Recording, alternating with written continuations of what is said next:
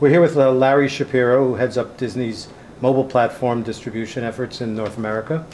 And I wanted to talk a little bit about how distributing on mobile, advertising distributing on mobile, is changing the way Disney's looking at the marketplace. What are the kinds of special things that you're able to do through mobile? Well, I think one of the things that we found is, particularly for our audience, which is primarily a tween audience, their use of mobile features is accelerating at a pretty dramatic pace.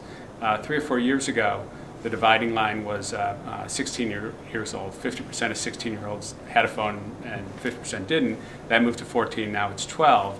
And if you go to a Hannah Montana concert, which I did, and you see the number of kids taking pictures of what's going on, texting with their friends during the show, you realize it's a pretty powerful device for the Walt Disney Company. And that audience, which is our sweet spot, is becoming the sweet spot of mobile activity as well. And to entice advertisers to work with you, has that begun to change also in terms of the resistance to that kind of marketplace? What do you use to convince them? Well, I think what you use to convince them is sort of where the market's going.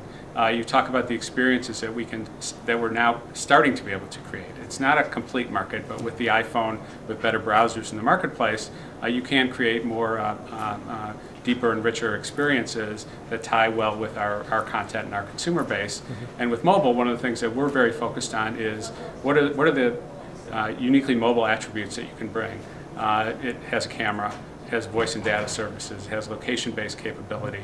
How do you stitch that into the experience to make it a better experience, and what do you do for advertisers with respect to that, while you also know that it probably has less processing power, the network's probably not quite as good as a PC-connected experience. So how are you balancing those two to create the right experience, first for consumers and then for your advertisers?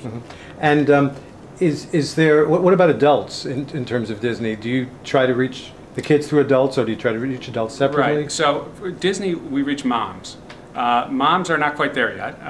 There are things that we're doing, and a lot of that is through, we've done a lot of focus groups, qualitative and quantitative research on tweens. They're almost encouraging, I'll say politely, sometimes forcing their parents to engage with them through text and other kinds of things.